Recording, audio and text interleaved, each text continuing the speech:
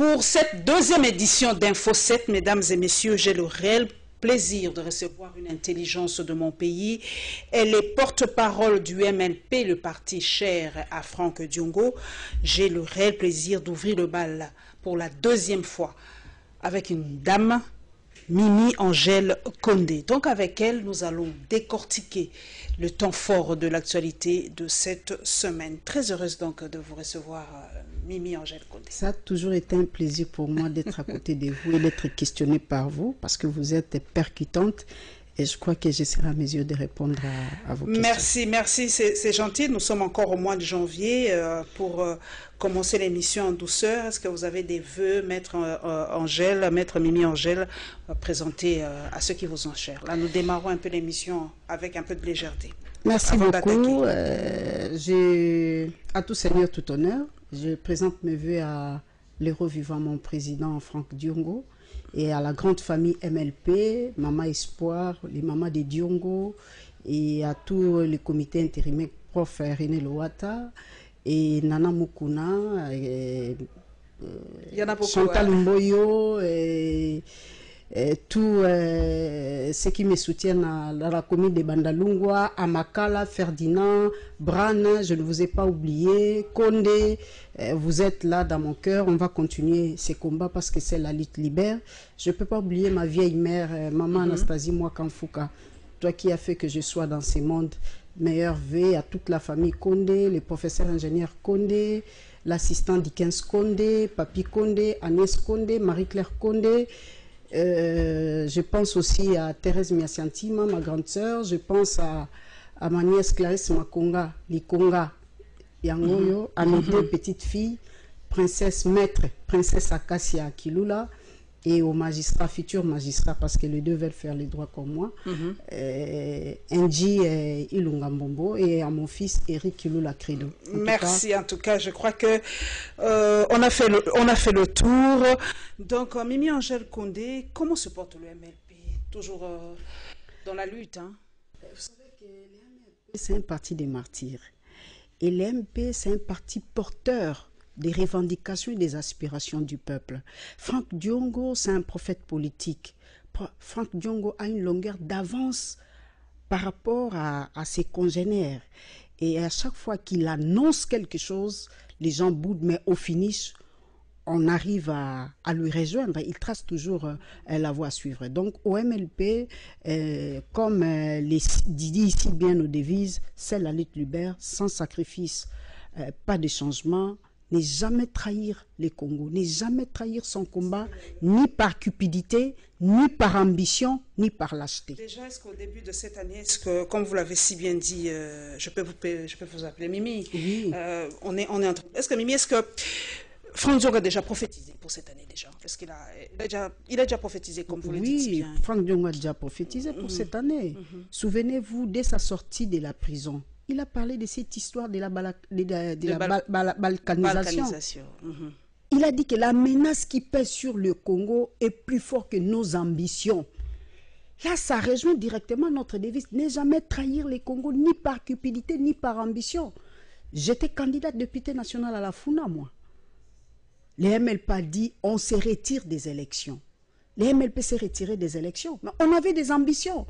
On voulait devenir des députés. On voulait devenir des sénatrices. Pourquoi pas devenir bourgmestre de la commune de Bandalungwa? On a des ambitions.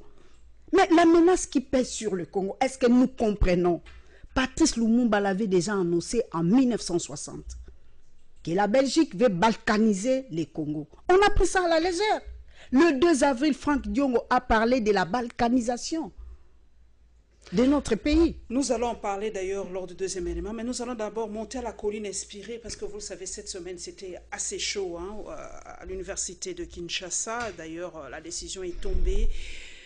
On a fermé momentanément cette université, et d'ailleurs, ce qui ressort du Conseil des ministres, les Minerval n'a pas bougé. En fait, les frais pour payer n'a absolument pas bougé parce que les étudiants ont marché contre l'augmentation des frais académiques, mais bizarrement, entre guillemets, c'est resté le même. Alors, il y a même quelqu'un qui m'a dit de poser cette question à Mimi Angèle Condé.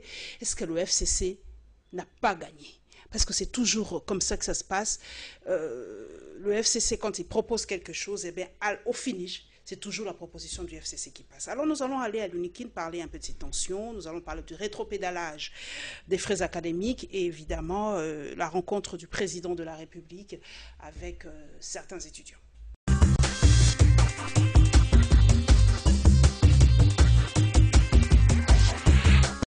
Par ces manifestations, les étudiants ont voulu contraindre le gouvernement à baisser les frais académiques qui étaient de 253 000 francs congolais et maintenant fixés à 490 000 francs pour les classes de recrutement et 410 000 francs pour les classes montantes. D'après le commissaire provincial de la police, les policiers ont été déployés sur le site de l'université de Kinshasa pour sécuriser les étudiants et prévenir les dérapages.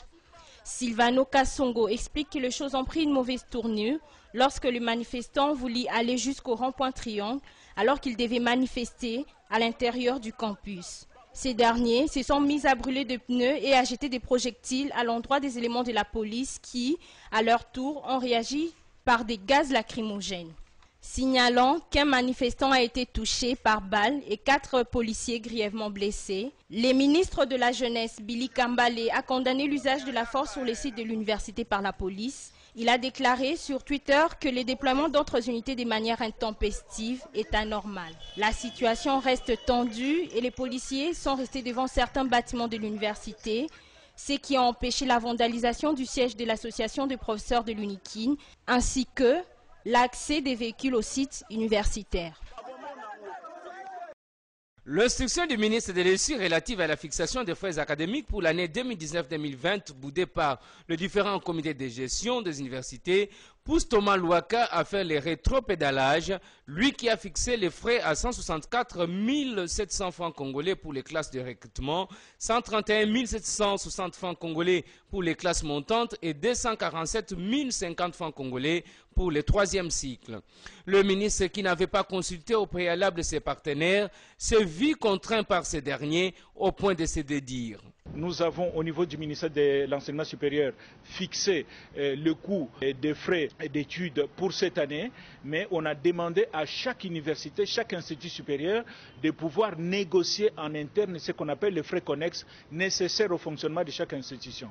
C'est ainsi que l'université de Kinshasa, qui est représentée ici par leur comité de gestion, l'association des professeurs, l'association des scientifiques, le personnel administratif et technique et la coordination des étudiants qui est ici, ils se sont réunis pendant 3 jours et le 19 décembre, ils se sont mis d'accord de manière consensuelle sur un montant qui devrait être payé par tous les étudiants de l'UNIKIN cette année-ci.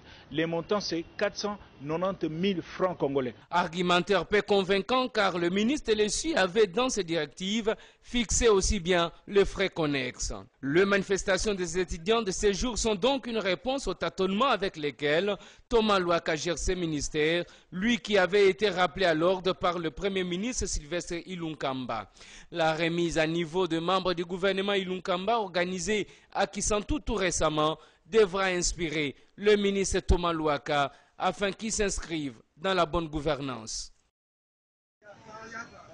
La tension observée au sein de l'université de Kinshasa le 6 et 7 janvier dernier entre les étudiants et les éléments de la police nationale congolaise fait couler encre et salive. C'est dans cette optique que le chef de l'État Félix-Antoine Tshisekedi va recevoir le représentant des étudiants ce vendredi. Cette rencontre permettra sans nul doute de trouver une solution idoine aux revendications des étudiants de la colline inspirée. À ces sujets, plusieurs voix se lèvent, notamment la Lucha, pour dénoncer fermement la décision du gouvernement ordonnant aux étudiants d'évacuer les résidences universitaires. Certains observateurs expriment leurs inquiétudes quant au sort réservé aux étudiants venus de province ainsi que de pays étrangers. Malgré leur désapprobation de ces mesures prises par l'exécutif national, les étudiants ont décidé de regagner leur domicile. Le commissaire provincial de la police nationale congolaise, Silvano Kassongo, parle déjà de 95% d'étudiants qui ont quitté volontairement le home de l'université de Kinshasa.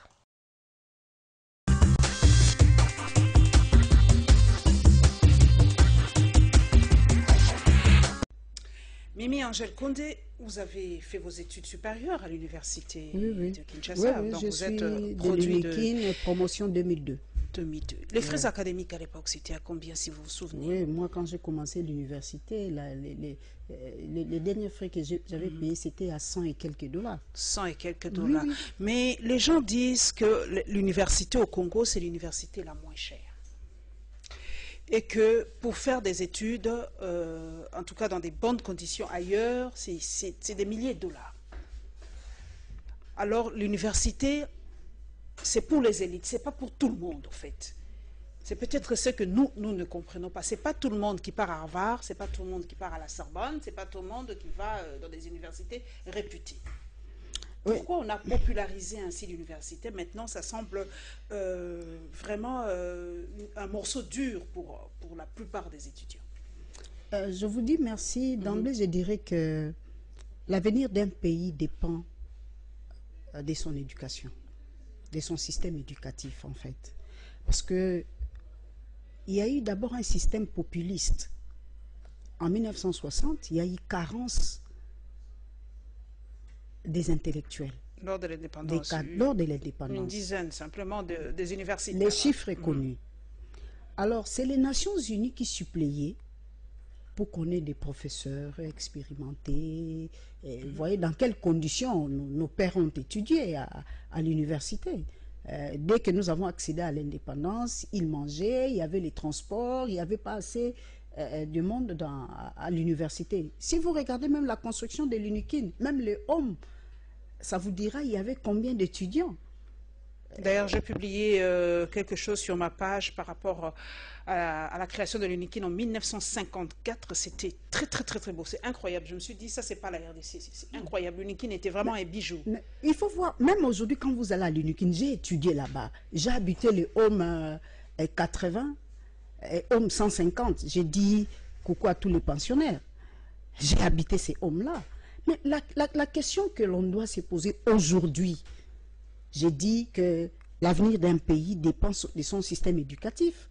Ce n'est pas seulement la gratuité dans l'enseignement primaire. Mais là, au niveau universitaire, que doit-on faire? Mais c'est là où on interpelle les gouvernements. Vous voyez la vision du chef de l'État par rapport à l'éducation. Il a parlé de la gratuité. Il a dit on va aller mollo pour arriver jusqu'à l'université. C'est vrai qu'aux États-Unis, l'université n'est pas ouverte à tout le monde. Moi, j'ai eu la grâce de faire l'université. Je ne suis pas ici d'une famille riche, mais je fais l'université. Et pourquoi? Parce qu'aujourd'hui, dans notre pays, la rémunération de nos parents, peuvent-ils leur permettre de faire étudier leurs enfants à l'université? La rémunération de nos parents. C'est là où nous disons que le gouvernement congolais devait tenir compte de la pauvreté de sa population et qu'on puisse convoquer même les états généraux de l'enseignement supérieur universitaire pour qu'on voie dans quelle mesure on peut pallier à certaines choses. Et les corps académiques doivent se réunir. Mais quand le ministre de l'ESU, Thomas Louaka, a fixé les frais académiques, les montants inconnus aussi, avec les étudiants disent que c'était en même temps les frais académiques et les frais connexes. Maintenant, il s'est dédié, il dit non, moi je n'ai fixé que les frais académiques, les frais connexes, c'est à chaque université de fixer cela. Donc les étudiants étaient un peu fâchés, ils ont dit que non, ils ont été trompés par le ministre de l'ESU. Mais ces frais connexes, c'est quoi d'abord? Madame,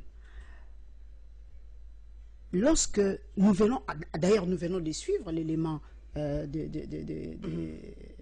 du ministre de l'ESU, le dossier a été mal géré. Le dossier a été mal géré par le ministre de l'ESU, on doit le dire clairement. Nous avons étudié à l'époque de Mobutu, nous est venu nous trouver. Est-ce que lorsque les étudiants revendiquent par rapport à la hausse du coût ou des prix des frais académiques, ça constitue un problème? Ils savaient que les étudiants allaient manifester. Il y avait des armes, hein, vous avez suivi Je suis d'abord sur le principe. Oui, je suis d'abord sur le principe parce que moi j'ai fréquenté l'UNIKIN. Je suis une étudiante de l'UNIKIN. D'ailleurs, ceux qui me suivent vont se souvenir qu'avant le départ de Mobutu, il y a eu une marche motorisée. On avait fait une marche motorisée à l'UNIKIN. Ceux qui savaient conduire, on prenait les véhicules des gens. On vous voit, Paulette Kimoutou, avec votre véhicule, on dit, madame, descendez, donnez-nous les contacts. Gardez vos documents. J'ai participé à cette marche motorisée à l'UNIKIN. Et après la marche, tous les véhicules étaient rentrés à l'UNIKIN. Quand vous venez, vous vous présentez avec votre carte rose, on va là-bas, on regarde, c'est telle voiture, madame, prenez votre contact, prenez votre véhicule, vous partez. Mais il devait y avoir des enquêtes, madame. La manière dont on a fait sortir, la manière dont on a fait sortir les étudiants de Home. Mais c'est pour chercher les infiltrés, parce qu'ils ont dit, des étudiants, le chef de l'État l'a dit, comportez-vous en futur cadre. Donc vous faites sortir les étudiants, vous dites aux étudiants de partir, mais après vous dites, vous avez retrouvé les armes. Dans quelle chambre? Qui étaient les occupants de cette chambre? Parce que l'information que je vais vous donner, la chambre à l'université de Kinshasa, c'est pour les pré-finalistes et les finalistes. Moi, j'ai commencé mon première année de droit et mon dernière année de droit à l'UNIKIN. J'ai eu droit à être logé en première licence. On était en groupe. Et en deuxième licence, c'était la même chose. On connaît les occupants de chaque chambre. On sait que dans cette chambre, nous avons logé Mimi Angèle Konde, Dorazaki Mujinga, et Memeno, et tout. Ce sont les gens avec qui j'ai partagé la chambre. Alors, quand on sait qu'on a trouvé des armes, par exemple, dans la chambre 158, on sait qui étaient les occupants de la chambre 158. Qui étaient les occupants de la chambre 158? Est-ce qu'aujourd'hui, on peut vraiment établir une statistique fiable des étudiants de l'université de Kinshasa aujourd'hui, avec ce nombre? Déjà qu'on n'a pas de carte d'identité, nous-mêmes, on ne sait même pas qui est congolais et qui ne l'est pas. Est-ce qu'aujourd'hui, l'université de Kinshasa peut nous dire le nombre exact des étudiants de l'université de Kinshasa? Oui, ils sont en mesure de le dire. Et ils sont en mesure de donner des informations par rapport aux étudiants qui sont logés dans des homes. Parce que, en principe, comment ça se passe? Même si vous êtes logé dans une même chambre à deux et que vous avez pris des maquisards, on n'a pas besoin d'atteindre les maquisards. On vous atteint, vous? On vous atteint, c'est vous qu'on avait logé. On a trouvé les armes dans votre chambre. C'est à vous deux de répondre pour dire d'où viennent ces armes. C'est à vous de dire non, on n'était pas seul, on a sous-logé, on avait des maquisards, tel maquisard, tel maquisard, tel maquisard, et on fait appel à ces maquisards et puis on peut établir des responsabilités. Mais dire d'emblée que non, on a trouvé des armes dans des homes, ça c'est le système Mobutu. Ça ressemble à l'affaire Coutinho. Hein. C'est le système Mobutu, madame. Comment on veut nous faire rentrer encore dans le système Mobutu? Non, moi je me plains. J'ai fait l'UNIKIN, je me plains, madame. On a souffert de ce genre de mesures. On vous dit... La politisation de l'UNIKIN aussi, c'est ça. Dit, on reproche... Vous avez été à l'UNIKIN, Maître Angèle, Mimi Angèle, la politisation. Aujourd'hui, ceux qui sont au pouvoir aujourd'hui reprochent aux étudiants les marches et tout ça, mais quand ils étaient à l'opposition, nous on fait ce devoir de mémoire, merci à toi Peter Tiani, quand ils étaient à l'opposition, à chaque marche des étudiants, ils les acclamaient. Mais aujourd'hui, pourquoi ils s'élèvent aujourd'hui et taxent les étudiants des bandits, des voyous, etc. Je dis que le gouvernement congolais, le mal du gouvernement congolais, c'est quoi? Même nous, on a eu des martyrs dans notre parti qui étaient décédés. Les gouvernements disaient, ce sont des fumeurs de chambre, ce sont des voyous, des ramassés. Mais aujourd'hui, vous avez ces gens-là qui sont dans notre parti. Ils sont là, ceux qui étaient arrêtés avec le président Franck. On a tué nos membres lors des marches. On a pleuré nos corps là-bas. Et c'est le même système qui va continuer. Nous avons combattu Mobutu. Nous avons combattu Laurent Désiré Kabila. Nous avons combattu Joseph Kabila Kaban.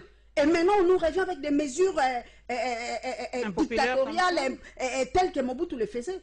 L'UNIKIN en a souffert, on a payé les prix des fermetures et des fermetures. Est-ce que pour réhabiliter les hommes, on doit fermer l'UNIKIN? Je dis non. Parce qu'un étudiant de premier graduat n'est pas logé. Les étudiants logés à l'UNIKIN sont les pré-finalistes et les finalistes. Alors, quel genre de sanction? C'est une sanction disproportionnée. Et si, permettez-moi madame, je voulais dire au gouvernement, nous avons souffert de ces genres de mesures. Ce n'est plus le moment. Aujourd'hui, il y a un autre régime, il y a un autre système, et nous voulons qui n'a pas du tout été déboulonné. On n'a pas déboulonné l'ancien. Le peuple congolais, en 2020, le président de la République l'a dit, c'est l'année de l'action. Et la première action, c'est l'action des étudiants. La fermeture de et nous disons c'est la première action. Au gouvernement, gouverner, c'est prévoir. Gouverner, c'est anticiper. Les étudiants avaient dit qu'ils allaient marcher, ils étaient au courant, ils allaient prendre toutes les mesures sécuritaires pour sécuriser les sites universitaires et pour permettre aussi aux étudiants de manifester leur mécontentement par rapport au gouvernement qui a mal géré ces dossiers. Et de deux, madame, pourquoi on doit continuer à politiser les comités de gestion des instituts supérieurs et des universités? Apoukine est là. Laissez à l'Apoukine le choix de choisir la personne qui doit diriger le recteur, les secrétaires, l'université. Laissez-les. C'est toujours politisé. Hein, Pourquoi vous continuez à nommer? Et voilà, nous venons de suivre le ministre de l'ESU, Thomas Louaka. Avant, il a dit 131 000, de 131 000 à 410 000, plus les frais connexes. 300 000, vous ajoutez comme ça? Est-ce que les salaires des parents ont augmenté? C'est sûr aussi que je voulais interpeller les parents congolais. Non, moi, j'ai fait l'université. Mes parents n'étaient pas riches. Mais j'ai fait l'UNIKIN, j'ai fait les droits, j'ai terminé. Aujourd'hui, je suis avocate.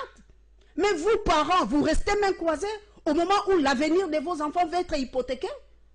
Non, nous disons au gouvernement, si le ministre de l'ESU, Thomas Louaka, n'est pas en mesure de gérer ces dossiers, qu'on donne ces dossiers à une autre personne, qu'il quitte ces ministères, et pour qu'une autre personne puisse prendre la charge de diriger ces méga ministères. Avant de terminer cette histoire, l'avenir de nos parents. L'évacuation des hommes a soulevé la problématique des étudiants qui sont venus de l'intérieur et même ceux qui sont des étrangers aujourd'hui. Et ça a réveillé, on voit aujourd'hui dans les réseaux sociaux, les originaires de telle province, il y a des députés qui les appellent pour les loger, les originaires de telle province, tel député les appelle et tout ça.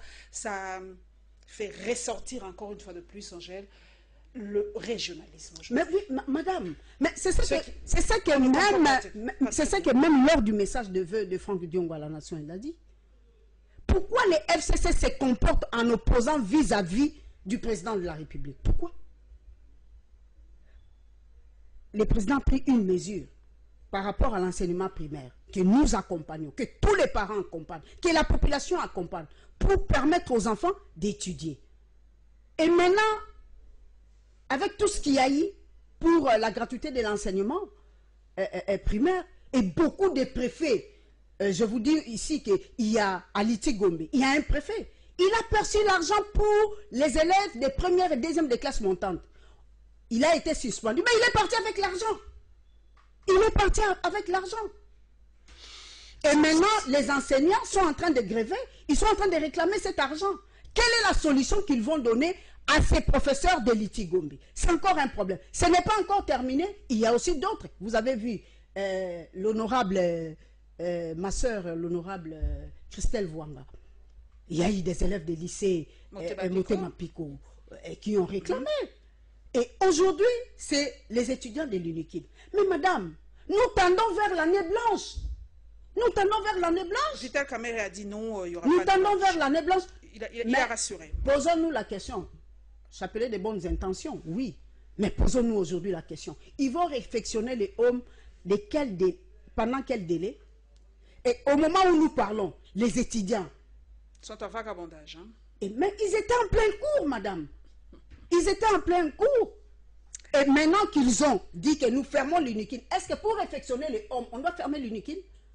Merci, madame. Nous tendons vers l'année blanche. Donc, les chefs de l'État ont l'obligation, parce qu'il avait reçu les étudiants, de se pencher sur cette question. Ça fait partir du peuple d'abord. Le peuple d'abord, le peuple veut étudier, le peuple veut aller de l'avant pour booster le développement du Congo. Nous allons à l'Est, Mimi Angèle Condé, porte-parole du MRP, nous allons à l'Est, nous allons parler de ce phénomène de balkanisation qui revient. Vous avez dit, Franck Diongo avait déjà parlé de ça, de la balkanisation, le communiqué, d'ailleurs le FARDC, notre propre armée, a fait mention de la balkanisation, du risque de balkanisation de notre pays et la réaction de Cash par rapport à la construction de ce mur, parce que beaucoup se disent à la fin, construisons carrément ce mur, comme l'a proposé aussi Trump par rapport au Mexique, bonne ou mauvaise chose. Mimi Angèle nous dira. Deuxième élément, s'il vous plaît.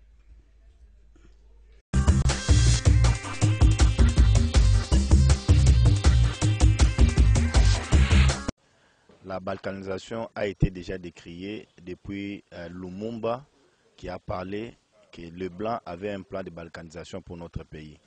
Mais aujourd'hui, l'unique moyen, solution pour empêcher cette balkanisation, c'est de renforcer l'armée à l'est du pays, de bien équiper nos soldats qui sont en train de se battre au fond et voir aussi la volonté qu'il y a dans les chefs de certaines autorités, en l'occurrence les présidents de la République. Donc nous, Congolais, nous ne pouvons pas accepter que notre pays soit balkanisé, que nous puissions perdre même quelques centimètres de notre République démocratique du Congo. Comme certaines langues aujourd'hui disent qu'il faut aller à un dialogue, on ne peut pas aller à un dialogue pour la balkanisation, alors il faut raisonner pour renforcer nos militaires qui sont en train aujourd'hui de faire un travail important à l'est du pays. Donc, en ce qui concerne la construction des murs, ce n'est pas une hypothèse envisageable parce que nous avons intérêt à ce que les frontières soient libres parce qu'il y a aujourd'hui des petits commerçants qui quittent la République démocratique du Congo pour entrer au Rwanda. Bien sûr qu'il peut y avoir des barrières, mais ce n'est pas une solution efficace. Oui, ça c'est une réalité. C'est une réalité. Nous avons aujourd'hui une armée infiltrée par les ennemis, mais il faut, comme on l'a toujours dit, il faut encourager ceux qui ont la volonté de servir la République. Parce que dans cette armée, il y a encore nos compatriotes qui sont conscients qu'ils ont prêté serment pour défendre l'intégrité de la République. L'armée congolaise confirme dans son communiqué signé par le porte-parole, le général-major Léon Richard Kassonga, que la RDC fait réellement face à l'exécution d'un plan de balkanisation sur ses frontières. L'état-major général de forces armées de la République démocratique du Congo tient à rappeler à l'opinion tant nationale qu'internationale que dans le cadre de la guerre non conventionnelle menée dans le Grand Nord, le FARDC font face à deux insurgés dont le but final est la balkanisation de la partie est du territoire national, rapporte le dit communiqué. À en croire le même document, le groupe rebelle rend légitimes leurs activités insurrectionnelles en s'appuyant sur des causes de mécontentement réels ou imaginaires diffusés à travers toutes les couches sociales et par divers canaux de communication. D'où l'appel de FARDC à la population congolaise en général et à celle du Grand Nord en particulier à avoir plus de vigilance et à se désolidariser de ces insurgés en soutenant totalement l'armée régulière. Cette dernière réaffirme donc son engagement à soutenir la population civile qui a tant souffert des affres de cette barbarie par des actions de reconstruction des infrastructures socio-économiques de base.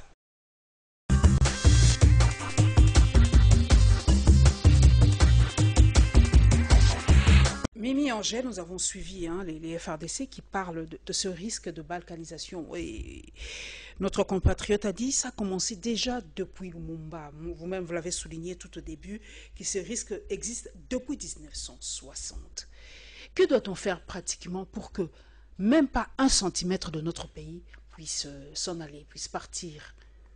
Aujourd'hui, que nous perdions même 1 centimètre carré de notre pays. Comme je l'avais relevé à l'introduction de cette émission, Madame Paulette Kimontou, que la crise congolaise, c'est une crise de décomposition de la société et de l'État congolais. C'est ça en fait la balkanisation. La décomposition de la société congolaise et de l'État congolais. C'est ça la balkanisation que Patrice Emery Lumumba avait déjà dit en 1960. Et le 2 avril 2019, lors de la conférence de presse, les revivants Franck Diongo l'avait dit.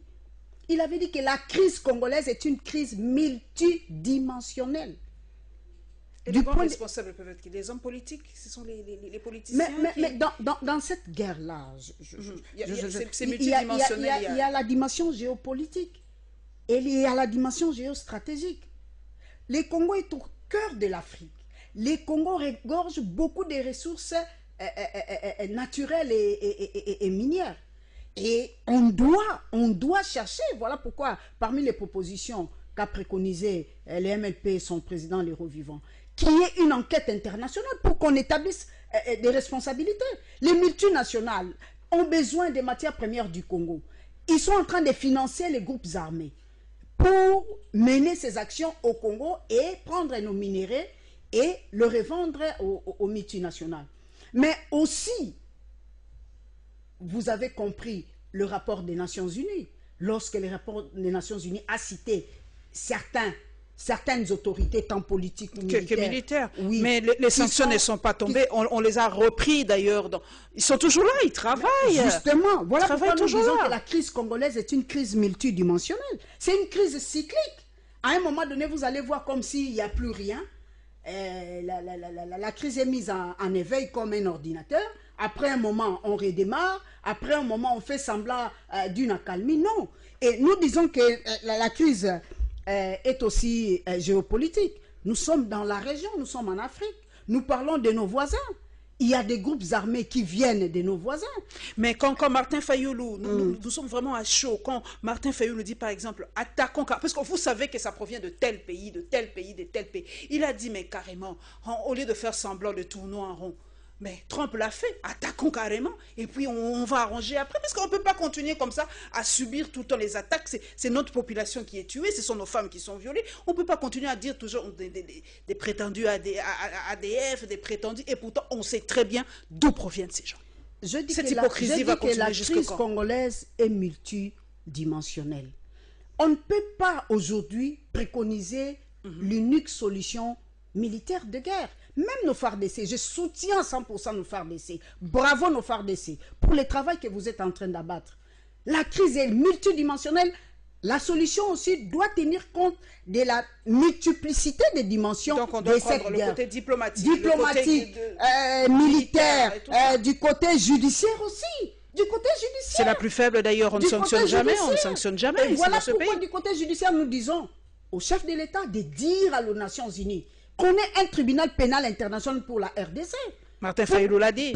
Mais comme c'est Martin Fayulu qui le dit, tout est mauvais. Je dis que le 2 avril, Franck Diongo l'avait déjà dit. Le 2 avril 2019, vous, Congo Web, vous étiez là. Faire revivre à la population ce qu'a été cette conférence de presse à la reine de la presse. Le 2 avril 2019, Franck Diongo en a parlé. Et nous en avons parlé aussi au mois de septembre 2019. Et le 19 décembre 2019, nous en avons parlé. Les 30 encore, nous en avons parlé. La crise est multidimensionnelle, Madame Paulette Kimoutou. La solution doit être aussi multidimensionnelle. Nous devons prendre l'aspect militaire. Dans l'aspect militaire, nous avons fait des propositions qu'il y ait de nouvelles affectations dans l'armée congolaise. On ne peut pas accepter que les dirigeants des régions militaires deviennent des chefs coutumiers. Exactement. Certaines personnes sont là, on ne les bouge pas, ils sont là. Pourquoi il doit toujours rester à Minembwe? Il n'y a que lui qui peut sécuriser Minembwe. Il n'y a que lui qui peut faire quelque chose pour Minembwe. Non, ils sont sous les drapeaux pour servir la nation congolaise. Et comme solution, nous avons préconisé qu'il y ait cet échange, ces changements, qu'on mette de nouveaux chefs dans des régions militaires par-ci, par-là. Et là, nous pensons que cette crise, nous devons nous l'approprier, Madame Paulette Kimoutou. Les institutions pour la question de l'Est, pour Nalikambouama Bélé, ni gauche ni droite. Ni gauche ni droite. Je ne peux pas dire je ne suis pas au gouvernement, je ne peux pas soutenir, ils doivent échouer. Je dis niet. Les Congo m'appartient, les Congo c'est la terre de nos ancêtres, nous devons nous battre pour notre Congo, sinon nous allons devenir des esclaves dans notre propre pays. Et des apatrides. Voilà pourquoi nous avons préconisé, à part les enquêtes internationales, et nous avons voulu qu'il y ait un tribunal pénal international, mais qui est aussi du côté judiciaire. Les victimes, madame. Nous allons continuer, puisque nous sommes toujours dans ce même chapitre. Nous allons parler de la conquête de Madina par les FARDC et la réaction de Chadari par rapport à la situation de l'Est. Nous restons toujours dans ce même secteur.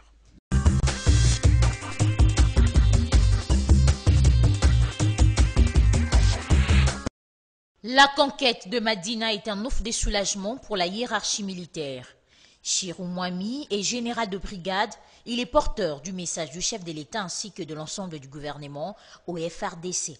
Je vais profiter de l'occasion pour transmettre les félicitations du président de la République, du ministre de la Défense, du chef d'état-major général, à la troupe qui est avec nous, pour leur dire que la hiérarchie militaire a été très soulagée quand ils ont appris que nous venons de prendre le contrôle de Médina, et ils m'ont instruit de transmettre les félicitations au FARDC et spécialement à la troupe qui a pris la conquête de Médina.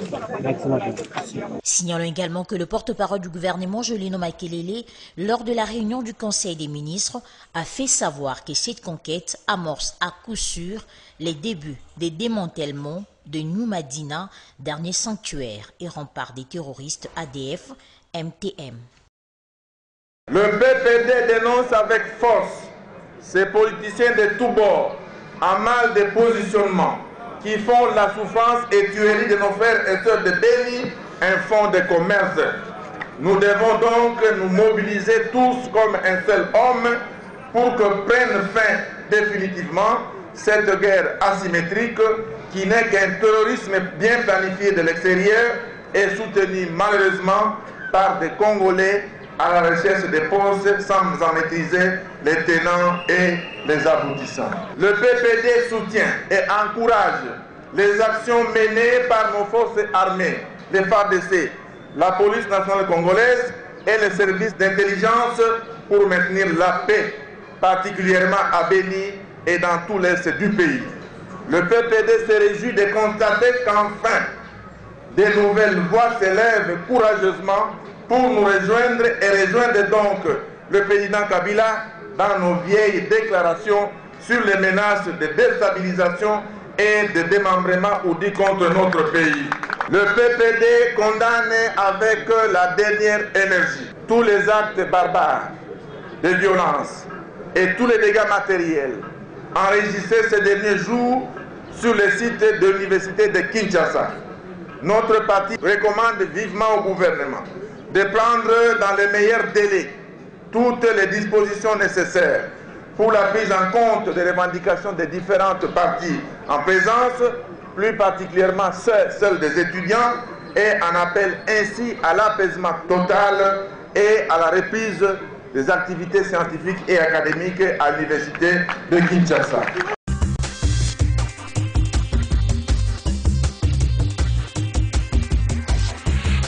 Mimi Angèle, nous revenons un peu à cette problématique de la construction du mur. Beaucoup de Congolais aussi disent, mais à la fin, construisons carrément ce mur, si ça peut permettre, tant soit peu, de soulager cette population. Est-ce que c'est une piste de solution ou c'est faisable ou c'est carrément un rêve? Je dis à nos compatriotes, nous sommes en démocratie. Chacun a la liberté d'émettre son point de vue. Je ne peux pas dire pour ou contre, mais ce que moi je trouve, parce que la crise congolaise est multidimensionnelle, on ne peut pas se border seulement à un aspect. Vous construisez le mur et après. N'oubliez pas que nous sommes membres de beaucoup des organisations internationales. CAC, SADC et tout, zone de libre-échange, libre circulation des personnes et de leurs biens. Vous comprenez que ça sera utopique. C'est une entrave à cette liberté. Je ne sais pas comment ils vont faire. On doit se retirer de ces conventions que nous avons signées avec nos frères africains, l'Union africaine, CAC, CPGL et tout. Je ne pense pas. Mais la question, puisqu'elle est multidimensionnelle, je crois que notre armée est en train d'avancer. Mais pour que nous ayons une solution définitive, voyons avec la diplomatie, voyons avec la justice, ce que nous pouvons faire de notre justice. Il faut décourager ces groupes armés qui sont en train d'opérer dans notre pays. Mais vous avez suivi, on les attrape, on les traîne en justice, on les condamne. Mimi Angèle, vous avez suivi Chadari qui a dit que c'est devenu un fonds de commerce pour certains politiciens de notre pays qui ne veulent pas que la paix revienne à Béni parce qu'ils en tirent profit avec les minerais, avec tout ce qu'il y a à Béni. Et bien ça profite et ça enrichit beaucoup de généraux et ça enrichit beaucoup de politiciens. C'est une réalité, c'est une vérité. Mais Madame Paulette Kimonto, libre à Chadari de faire ce genre de déclarations. Mais ce qui m'inquiète, c'est que les PPRD peut aujourd'hui parler de la question de Béni, que ça devient un fonds de commerce. C'est aussi un Congolais. C'est un Congolais, le PPRD. Je dis que c'est le partenaire du FSC. Le PPRD a géré ces pays pendant 18 ans. Les PPRD a géré ces pays. Cela l'empêche de parler aujourd'hui, madame? A géré ces pays pendant 18 ans. La première des choses, c'est de faire son propre bilan. Pendant 18 ans que j'ai géré ces pays, la question de l'Est, Fatih vient de l'hériter. Mais la population ne les ont pas sanctionnés, la population a voté massivement, ils sont... Là, vous me renvoyez encore sur les questions des élections. Exactement, le FCC est majoritaire. Truquée. Et vous savez ce qui s'est passé pour ces élections. On ne peut pas accepter une population qui a sanctionné Shadari à la présidentielle, qu'il puisse donner à ces mêmes partis autant de députés qu'ils ont aujourd'hui. C'est une question. Et vous avez entendu les bouches qui se sont levées ça et là, et vous avez vu comment s'est comportée même la Cour constitutionnelle. Invalidé, dévalidé, 3 validés, 10 validés. Donc, la question des élections aujourd'hui en République du Congo, c'est une matière à réflexion pour savoir ce que nous devons faire en 2023 pour que réellement la volonté exprimée par le peuple aux urnes soit respectée. Déjà donc, pour la CENI, on ne sent rien. On est déjà une année de la prise du pouvoir de M. Félix Antoine Tshisekedi, Étienne Tshisekedi, paix à son âme. Mais pour la CENI, on ne sent rien, ça ne bouge pas. Et pourtant, les élections, ça se prépare. On ne va pas nous dire, quand nous allons arriver en 2023, que non, nous n'avons pas d'argent et tout, et tout, et tout. Nous ne voulons pas d'une année de plus, d'une journée de plus. Les élections doivent se tenir en 2023, madame. Et en plus, déjà, on se rend compte aujourd'hui que tout le monde se projette déjà vers 2023. Nous avons suivi le prof Mbata qui a dit, le seul candidat pour nous, c'est Félix Antoine Tshisekedi pour 2023. Le PPRD qui dit que non, probablement, Joseph Kabila peut revenir en 2023. Au lieu de travailler aujourd'hui, tout le monde est déjà en 2023 et on a l'impression que nous sommes dans une période de transition aujourd'hui. Personne ne travaille aujourd'hui pour le bonheur du peuple. Tout le monde est déjà en 2023, madame Angèle Mimi. Tout le monde est déjà en 2023. Madame Paulette, soyez apaisée. Le peuple congolais n'est pas dupe. Le peuple congolais n'est pas dupe. Les peuples congolais s'étaient appropriés ces processus électoraux parce qu'ils voulaient d'un changement. Du sommet à la base. Le peuple a besoin, jusqu'à présent, le peuple a besoin d'un changement. Voilà pourquoi à tout moment on rappelle au chef de l'État. Yafati, papa avait dit, le peuple d'abord. Le peuple a besoin d'un changement et le peuple réclame ces changements. Voilà pourquoi le chef de l'État, dans son adresse au Parlement, au Congrès, a dit, c'est en 2020 que le peuple va sentir ces changements. Et nous disons au PPRD, vous avez géré pendant 18 ans. La question de la paix à l'Est était même une promesse de campagne du président du PPRD, Joseph Kabila. C'était une promesse de campagne. Mais le président du PPRD, Joseph Kabila, n'a pas su donner cette paix à l'Est. Et d'ailleurs, pendant qu'il était président de la République, c'est alors qu'il y a eu ces rapports des Nations Unies, où il y a eu des généraux qui vendaient des armes, des généraux, les ravitaillements des militaires. Vous savez que Mozitu était allé à l'Est. Il s'est étonné de trouver que les munitions, les ravitaillements des militaires alimentaires étaient détournés. Oui. Mais lui, PPRD, le président national du PPRD, Joseph Kabila, était président de la République. Qu'avait-il fait? Mamadou Ndala, vous connaissez son sort. Mbouza Mabe, vous connaissez son sort. Baouma, vous connaissez son sort. C'est à l'Est de la République. Et aujourd'hui, ils veulent venir nous donner pour dire que ça devient fonds de commerce. C'est eux qui ont fait de la question de l'Est un fonds de commerce. Et maintenant, nous sommes dans la dynamique du changement. Le peuple s'est approprié cette question de l'Est. Pour l'Est, il n'y a ni Mukongo, ni Muluba, ni Mungala, ni Mouswahili. Il n'y a ni PPRD, ni MLP, ni SID, ni MLC, ni n'importe quel parti. Nous sommes des Congolais, nous allons nous battre pour notre terre. C'est la terre de nos ancêtres, la terre qu'on nous a léguée et nous n'allons pas accepter. Voilà pourquoi les recommandations du MLP. Nous avons dit aux institutions, le gouvernement, le Parlement, services de sécurité, de nous approprier cette question de l'Est pour que chacun puisse apporter ce qu'il a de plus pour que la paix nous sommes en train de chuter. Le cardinal Ambongo était allé à l'Est de la République. Il a parlé du fait du repeuplement des terres... comment on dit, cette politique de la terre brûlée où les terroristes viennent, font leurs actions de terreur, la population s'évite et il y a l'afflux de population rwandophone et ougandophones. Il a dit, allez-y là-bas, vous allez vous rendre compte que nos terres sont en train d'être repeuplées. Est-ce que le MLP a déjà fait une petite enquête? Je sais que le MLP est partout dans la République. Est-ce que vous avez demandé à cette population si c'est une réalité? Parce que ça soulevait beaucoup de problèmes. Hein, Madame, beaucoup de... quand on veut parler de la balkanisation, je vous ai dit à quoi ça consiste. C'est la décomposition de la société et de l'État. Exactement ce qui se passe. Hein. La décomposition de la société. Donc, Cardinal Ambongo vient aujourd'hui d'affirmer ce que Diongo avait dit le 2 avril 2019. Et ce que Patrice Emery avait dit en 1960. Nous sommes mouvement lumumbiste, madame. Et nous suivons de près les enseignements de Patrice Emery Lumumba. Nous risquerons de perdre ce pays, Mimi. Nous n'allons pas le perdre, madame. Nous n'allons pas le perdre. Voilà pourquoi nous avons dit gouvernement, parlement, société civile, parti politique. Monseigneur Ambongo fait partie de la société civile. Peuple congolais, approprions-nous cette question de l'Est. Ça ne concerne pas seulement Beni. Et la solution n'est pas unique. La solution est multidimensionnelle.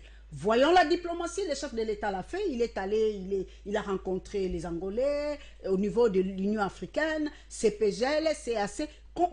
Du point de vue diplomatique, on peut se rencontrer tous ces mondes-là pour qu'on voit du côté diplomatique qu'est-ce que nous pouvons tirer. Du côté militaire, bravo à nos FARDC, nous vous soutenons. La République est derrière vous, allez de l'avant. Okay. Vous devez récupérer nos terres, nous devons nous battre pour l'intangibilité de nos frontières. Nous n'allons pas perdre nos terres. Donc, au FRDC qui ont déjà reconquis Madina à l'est de la République, nous allons mettre un peu fin à ce dossier qui est vraiment très, très passionnant pour le pays, qui soulève vraiment de passion la situation à l'est de la République. Pour prendre un peu un autre volet, nous allons parler un peu de Noël Tchani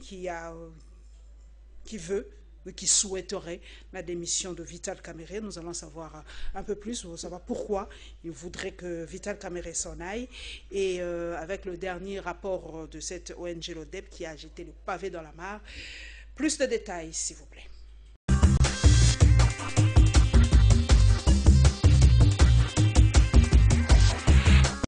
Parce que pour nous, le mariage... La participation du directeur des cabinets du chef de l'État Vital Kamerhe au mariage de la famille de James Kabarebe continue à susciter des réactions au sein de la classe politique. Pour l'économiste Noël Tiani, Mwadi Anvita, Vital Kamerhe doit démissionner à ses postes de directeur des cabinets du chef de l'État après avoir engagé la RDC et le président de la République dans ses voyages privés. Cependant, Noël Tiani estime que le président de l'UNC expose le président Félix Tshisekedi à plusieurs dangers. Cet économiste accuse Vital Kamerhe d'être déjà impliqué dans plusieurs dossiers, notamment celui de la disparition des 15 millions de dollars du trésor public. Selon Noël Tiani, il est impensable de voir les directeurs du cabinet des chefs de l'État se rendre au Rwanda à l'heure actuelle pendant que tout le monde pointe du doigt ce pays qui serait à la base de la balkanisation de la RDC dans sa partie Est. D'après lui, le président de l'UNC élabore un agenda caché contre la RDC. Il s'est rappelé que ce débat est né suite à une vidéo publiée sur les réseaux sociaux montrant les directeurs du cabinet des chefs de l'État Vital Kamerhe offrir 30 vaches lors du mariage du fils du général James Kabarebe. Dans son rapport intitulé « Contrôle citoyen de l'exécutif du budget de l'État de janvier à septembre 2019 », consulté ce mercredi 8 janvier, l'Observatoire de la dépense publique a formulé 11 recommandations aux autorités congolaises pour l'amélioration de la gestion des finances publiques en RDC. Il s'adresse d'abord au chef de l'État qu'il devra réhabiliter des moyens à la Cour de compte, l'inspection générale de contrôle des marchés publics pour lutter contre la corruption afin d'améliorer la gouvernance des finances publiques, d'organiser un forum national sur la fragilité budgétaire en vue de la compréhension de la chaîne de la recette et des dépenses publiques, ainsi prendre des mesures visant le respect du circuit de la dépense publique et les plans d'engagement budgétaire par son cabinet. Il s'en est suivi au Parlement. Il le recommande d'organiser un débat public sur la gestion des dépenses publiques à partir de l'investiture du chef de l'État et saisir la Cour de compte afin que cette dernière contrôle la gestion des dépenses publiques. Au Premier ministre d'éveiller à la régularité des dépenses urgentes conformément au manuel de procédure et les circuits de la dépense publique. Ces recommandations ont été aussi adressées à la Direction générale de contrôle des marchés publics. Signalons que ce rapport de l'ODEP a passé en revue la gestion des finances de l'État dans le cadre de la mise en œuvre du programme de 100 jours de Félix Tshisekedi, dont le budget s'élève à 2,8 milliards de dollars américains.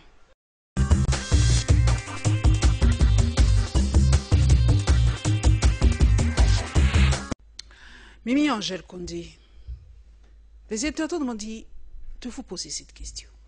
Quel est le job description du directeur du cabinet du chef de l'État? Qu'est-ce qu'il doit faire? Qu'est-ce qu'il fait, le directeur de cabinet d'un chef de l'État? Le directeur du cabinet du chef de l'État, c'est lui le chef de l'administration au cabinet du chef de l'État. Tous les dossiers passent par lui. Différents secteurs, les adjoints, les conseillers, ils peuvent traiter les dossiers. Au finish, c'est lui. C'est lui qui est l'oreille du chef. L'oreille du chef, c'est lui. Quand il y a un dossier, il les donne aux techniciens. Chaque conseiller, dans son domaine, traite les dossiers, ramène au directeur du cabinet qui jette un coup d'œil et s'il y a des modifications, des annotations à faire, il les fait, on refait et on les dépose sur la table du chef. Vous connaissez les directeurs du cabinet de Trump? Vous connaissez les directeurs du cabinet de Macron? Vous connaissez les directeurs du cabinet de Sassou Nguesso à côté? Lorenzo ici en Angola, vous connaissez son directeur de cabinet? Est-il plus politique que technocrate? C'est peut-être ça qu'on lui reproche. Il est plus politique que technocrate. Il ne veut pas rester dans l'ombre parce que de toutes les façons, il a été candidat comme Félix-Antoine Tshisekedi en 2018. Il est en train de préparer les élections en 2023 parce qu'il doit être aussi candidat en 2023, si je ne m'abuse. Selon l'accord de Nairobi. Leur entendement de Nairobi. Et aujourd'hui, c'est tout à fait normal qu'il se comporte en homme politique pour qu'il soit aussi visible et pour qu'on sente aussi son apport dans ce qu'est en train de faire le président de la République. Sinon, si on ne veut pas se comporter en politique, je ne vois pas pourquoi on doit être trop visible et pour qu'on vous connaisse. Mobutu était dictateur, mais combien de gens ont vu les directeurs des cabinets de Mobutu? Combien de gens? Mais Vundwa était Pemako qui était professeur. Combien de gens connaissaient Vundwa? On n'entendait que de noms. Hein. Mais aujourd'hui, je ne sais pas.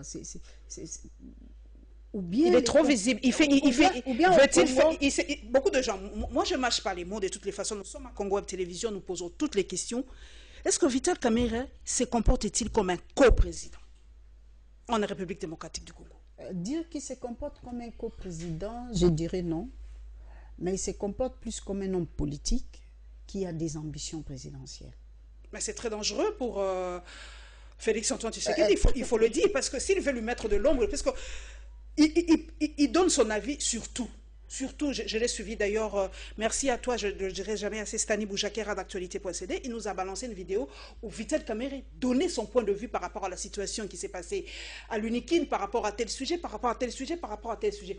Est-ce qu'il doit encore le faire? C'est la question que Quel est le rôle du porte-parole? Exactement, c'est ça. Quel est le rôle du porte-parole de la présidence de la République? De la présidence de la République. Les services de communication du chef de l'État. Qu'est-ce qu'ils font? Ils font quoi? Ils sont là pour faire quel travail? Je ne sais pas, ils sont là pour faire quel travail? Prendre des photos, mettre sur Twitter, mais quelle est leur place à la présidence de la République? Parce que si les directeurs des cabinets doivent commencer à donner des points de vue sur tel point, tel point, tel point, je crois que, à mon humble avis, à la présidence de la République, le président a un porte-parole. Je crois que... Devoir de mémoire, Pitiatani, lui-même, Vital Kamerhe avait dit que le directeur de cabinet d'un chef de l'État est un homme de l'ombre. On a suivi. Aujourd'hui, rien ne se perd. On a suivi lui-même, il a dit ça, que le directeur, on reprochait à l'époque, mon Dieu, je ne parviens jamais à prononcer son nom, Moiniloa, ou l'ancien directeur de cabinet Némi. Bon, mettons, puisque son nom. Pardon? Mouilania, merci. Mouilania. Il reprochait à Mouilania d'être trop visible. Il a dit le directeur de cabinet d'un chef de l'État est un héros dans l'ombre, un homme de l'ombre qu'on ne voit pas. C'est un mythe d'ailleurs qu'on crée autour. Mais aujourd'hui, il fait juste le contraire Je dis, si on n'a pas des ambitions pour 2023, on n'a pas intérêt à être visible et à donner des points de vue. Et on risque un jour qu'on dise encore à Félix qu'il y a eu des accords que nous avons faits, Vous, vous prenez 2018 et moi, je vais prendre 2023. C'est exactement ce que les gens disent en 2023. Les accords de Nairobi, vous l'avez dit vous-même, le professeur André Mbata, que je salue l'intelligence, a dit notre candidat pour 2023, c'est Félix Antoine Tshisekedi. Et ça crée déjà des remous, ça crée déjà des frictions. Vous comprenez déjà là où nous sommes maintenant. À une année. Mais le pays est ingérable d'ici 2023. Comme l'a dit Martin Fayoulou, nous sommes en pleine transition parce que rien ne s'est fait. Entre-temps, le chef de l'État, vous voyez comment se comporte le FCC en opposant du chef de l'État, or ils sont en coalition. Je crois que 2020 sera très riche en événements, madame. En événements. 2020, est-ce que le chef peut aujourd'hui un événement parce que lui-même Félix Tshisekedi a promis des actions aux Congolais que 2020 est une année des actions. Et nous aussi, la population, nous disons 2020 est une année des actions. Parce que nous pensons que le chef de l'État doit poser des actes, doit mener des actions. Et la population aussi, de son côté, s'est érigée en juge, en Sindili, en surveillant. Je suis Sindili, Madame Paulette Kimoutou, je l'ai dit aux Congolais, Mimi Angèle Condé Sindili, Paulette Kimoutou et Sindili dans ton domaine, il faut surveiller. Là où tu es, ton quartier, ta rue, ta commune, les gouvernements, nous sommes tous des Sindili. Cette fois-ci, on ne laisse plus la main à une personne. Les recommandations de l'ODEP, nous avons suivi les recommandations données à la Cour de compte sa place par rapport aux dépenses. Nous avons suivi les rapports qu'il y a toujours des dépassements. Est-ce qu'on écoute encore cette Cour des comptes? Pas du tout. Est-ce que cette Cour des comptes est écoutée? Direction générale des passations, des marchés, tout ça. Est-ce qu'ils sont écoutés?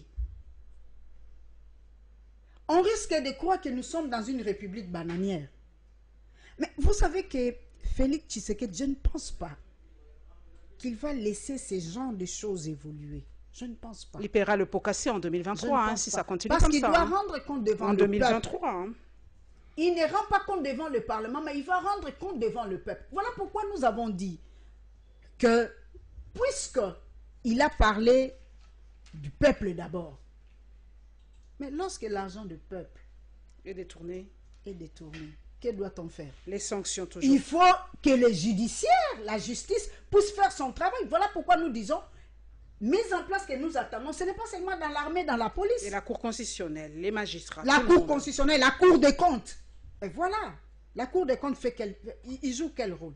Il joue quel rôle, la Cour des comptes? Nous allons aller au gouvernement où il y a eu le tout dernier Conseil des ministres, compte rendu vous sera donné tout à l'heure par le ministre porte-parole du gouvernement, Jolino Makelele, je pense, et la réaction du ministre du Tourisme, Yves Boukoulou, par rapport à la numérisation de son secteur.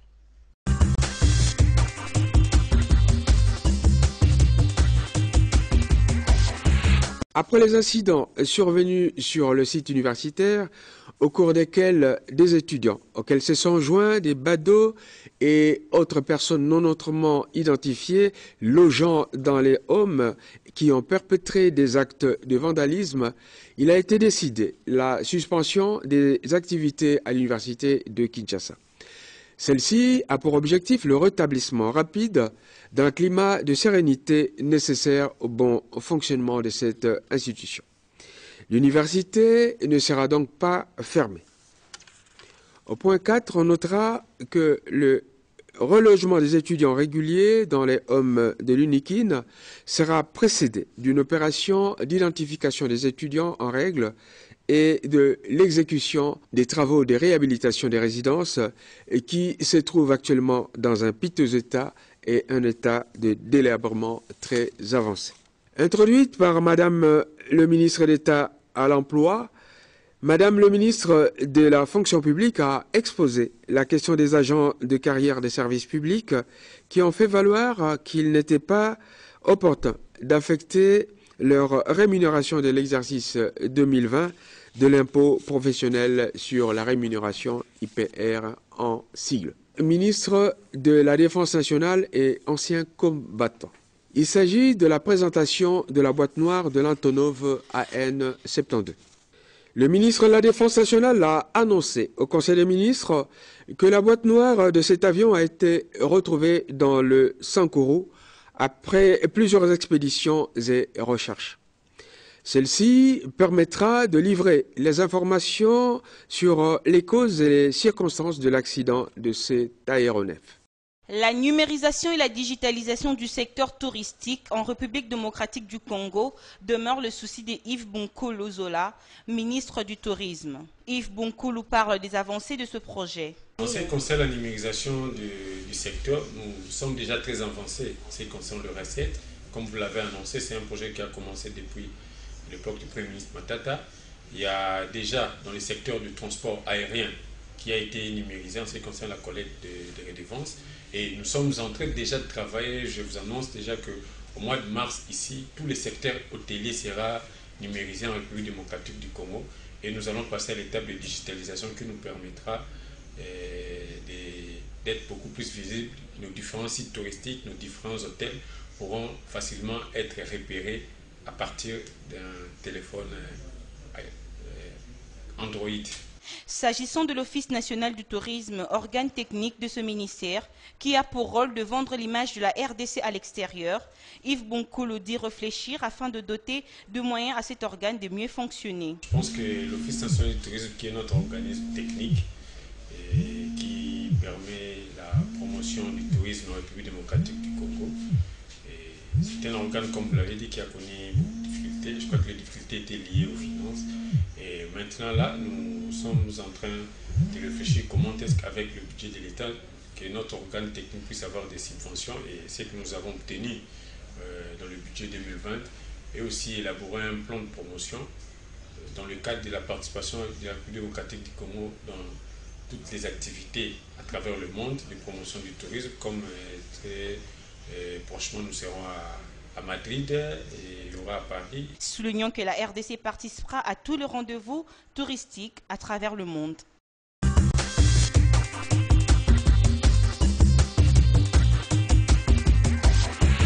Mimi Angèle Condé, nous avons vu le ministre du Tourisme qui parle de la numérisation du secteur touristique et presque la résurrection de ce secteur dans le monde, parce que la RDC ne participait presque plus dans plusieurs conférences internationales, et à cause du non-paiement, on connaît des cotisations, on connaît comment on est. Mais pour vous, le tourisme est aussi, Mimi Angèle Condé, un secteur générateur de recettes? Oui. Le tourisme, c'est un secteur générateur de tourisme. De recettes. Des recettes. Regardez au Kenya. Ceux qui vont au Kenya, ça génère des recettes. Ils vont à Paris, la ville de Paris. Ça régénère la ville la plus visitée au monde. Ça régénère des recettes. Et nous, à l'est là de la République, je suis allée à Goma, j'étais émerveillée. Je suis allée à Bukavu, émerveillée. Même si vous allez à l'Équateur, vous serez émerveillé. Je suis allée au Bandundu, vers Mangaïla, Pio Pio, Béantengouev, quelque part là-bas. J'étais partie là-bas. Mais vous serez émerveillé, madame. Mais regardez l'ONT, l'Office national du tourisme. Ça donne l'image d'un enfant orphelin, d'un enfant pauvre. Il n'a peut-être même pas de... monsieur le ministre, essayez un peu de voir ces ONT-là. Votre organe technique, ça donne l'image d'un enfant pauvre. Regardez même dans quelles conditions ils sont en train de travailler. Vous voulez numériser, nous vous soutenons, c'est une avancée. Il faut voir aussi l'ONT, dans quelles conditions ils sont en train de travailler. C'est votre organe technique, il doit faire un travail pour que réellement le tourisme congolais puisse rayonner. Parce que nous avons beaucoup de sites touristiques. Centaines de sites inexploités. Nous en avons. Quelle politique avons-nous pour le tourisme? Parce que nous croyons que pour avoir l'argent au Congo, il faut seulement vendre les minéraux. Dans le tourisme, on aura aussi l'argent. Et si réellement la volonté politique y est, parce que le chef de l'État a dit qu'il veut faire de la République du Congo un pays fréquentable et qui doit être fréquenté, je crois qu'on doit jeter un coup d'œil au tourisme. Et le tourisme, vous savez que ça va de pair aussi avec la sécurité. Exactement. Voilà pourquoi nous avons intérêt à ce que la partie est de la République soit sécurisée pour attirer de plus en plus de touristes et pour que ces secteurs du tourisme puissent générer de l'argent dans les caisses. Que la RDC ne soit toujours pas taxée de capital du viol. Non, comment du viol seulement. Et la capitale la plus sale, parce que nous allons terminer par ça, par cette opération Kinbopeto et la signature du contrat API Congo avec 2 compagnies congolaises.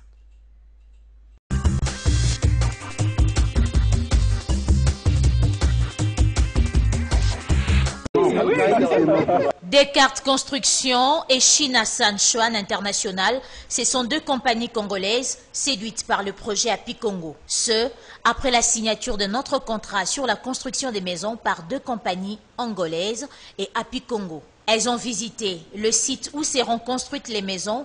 Il s'agit de la cité de Tshisekedi et la cité de l'Éternel. La dimension du terrain, c'est 670 mètres sur boulevard. En général, c'est 52 hectares. Okay. On va construire à cette côté, bien sûr, pour le développement du pays. Et on aime notre pays. Avec notre ami M. Chabani, avec les amis, les ministres des Affaires foncières, les gouverneurs et tout le monde qui va nous aider avec ce projet. On va faire le développement et les bonnes choses pour que tout le monde va être satisfait. À noter qu'au total, 4 compagnies vont faire équipe avec d'autres entreprises étrangères pour construire des maisons pour le bonheur de la population. 600 maisons seront construites dans la cité de l'Éternel et 500 maisons dans la cité de Tshisekedi, sans compter les hôpitaux, terrains de football et autres. Signalons également que le lancement des travaux de construction est prévu pour ce mois de janvier. Les maisons seront mises en vente au mois de mars de l'année en cours. Toutes les instructions que j'ai eu à vous donner depuis que nous travaillons ensemble, et de faire aussi un petit regard, de jeter un regard sur tout ce que nous avons fait depuis 6 mois. Il y a des choses qui ont été faites et il y en a qui n'ont pas été faites. Il s'est agi en effet d'une réunion d'évaluation de l'opération Kinbopeto à Kinshasa. Était présent le bourgmestre des communes, chef de quartier, mais aussi la police nationale. Il a été rappelé à chacun son rôle dans la réussite de cette opération. Tengelito, ministre provincial de l'Environnement, explique. Vous savez que l'autorité urbaine est le patron des services déconcentrés et décentralisés dans cette ville. Donc elle a fait véhiculer son message cette fois-ci pour la réussite et la matérialisation du programme Kinshasa Bopeto. Les bourgmestres des communes sont appelés à mettre toutes les batteries en marche en vue de l'assainissement de leurs entités respectives. À ceux qui ne vont pas se conformer à la vision de l'autorité urbaine, des sanctions sont prévues. Il n'y aura plus de rappel à l'ordre. Nous allons directement dans la phase de sanctions parce que c'est notre pays et parce que nous avons accepté ces responsabilités et nous avons un choix, soit de laisser tomber ou soit de continuer. Plusieurs communes de la ville capitale sont dans l'insalubrité totale, absence des caniveaux pour favoriser l'écoulement des eaux de pluie, des souciates devenues parkings des véhicules, la prolifération du phénomène Kuluna, des mots qui nécessitent un leadership fort pour le développement des municipalités.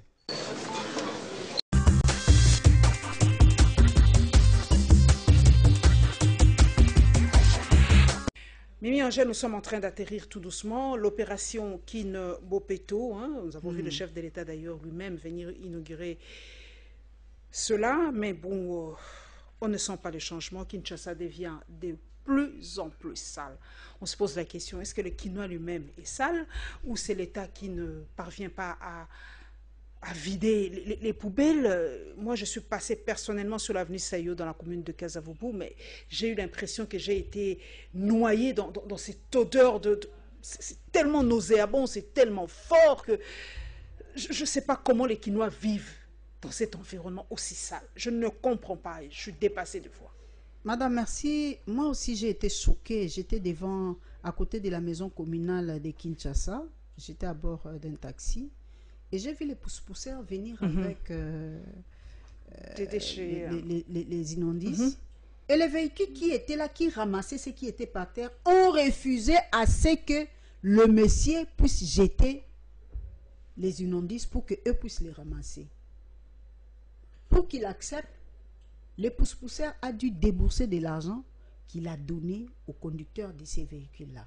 Je me suis dit, les Congolais n'ont pas de chance.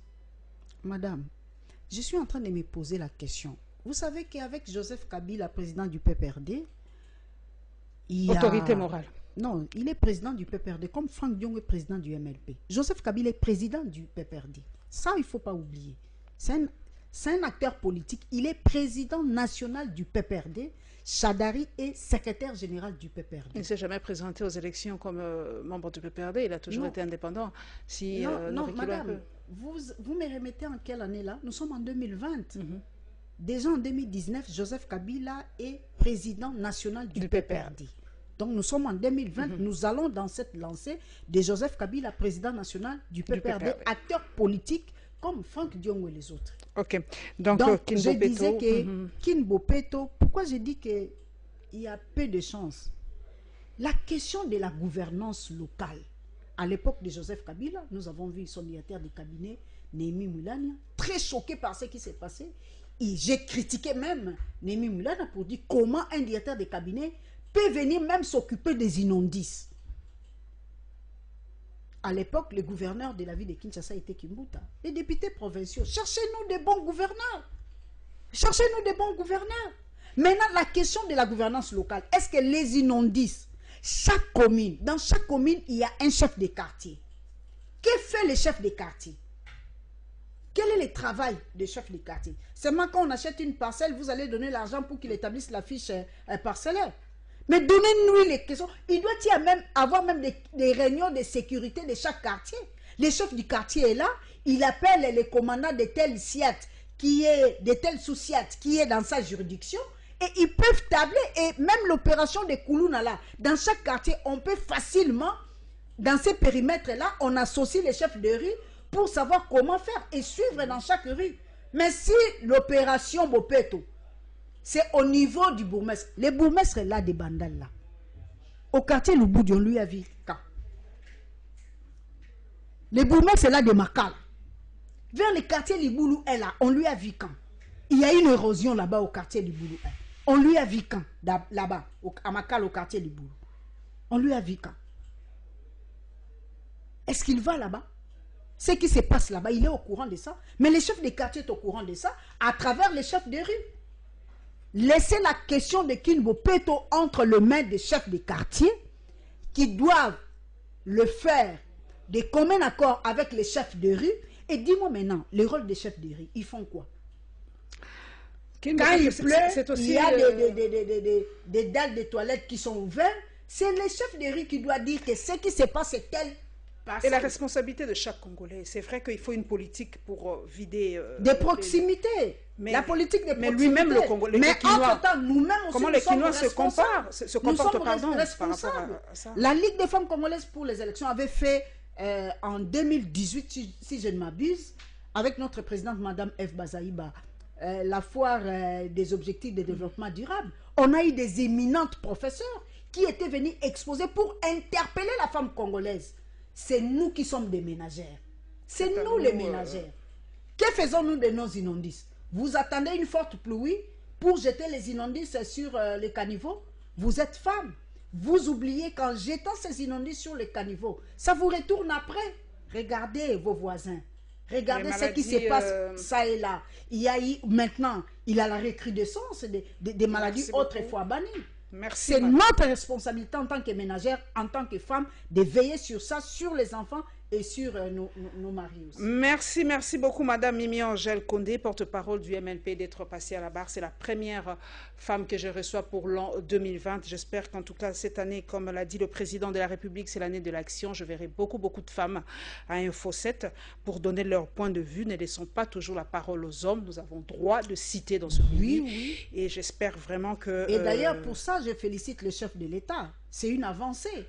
Vous savez qu'au gouvernement, il y a combien de femmes? Merci au chef de l'État en tout cas. Je dis qu'il continue dans cette lancée. Nous allons voir ce qui va se passer pour les entreprises publiques. Nous allons voir dans l'armée, les ambassadeurs, la police. En tout cas, je dis il y a une avancée. Que la parité soit vraiment respectée. Il y a une avancée. Donc, comme nous sommes encore au mois de janvier, donc les vœux sont encore d'actualité. Donc, je profite de l'occasion pour présenter mes vœux le meilleur pour cette année 2020 aux familles Mouniampala, à la famille Mondo, famille Bunkini, famille Kimpiop, famille Kinkie, famille Lofoli, famille Mangwama, famille Meskia et à la famille Kimuntu. Donc que cette année soit pour vous l'année de la réalisation de tous vos vœux. Donc l'année de l'action 2020. Merci à toute l'équipe technique. Merci à vous, mes chers téléspectateurs et mes chers followers dans les réseaux sociaux. Restez fidèles à Congo Web Télévision et on se retrouvera avec le même plaisir le dimanche prochain. Inch'Allah.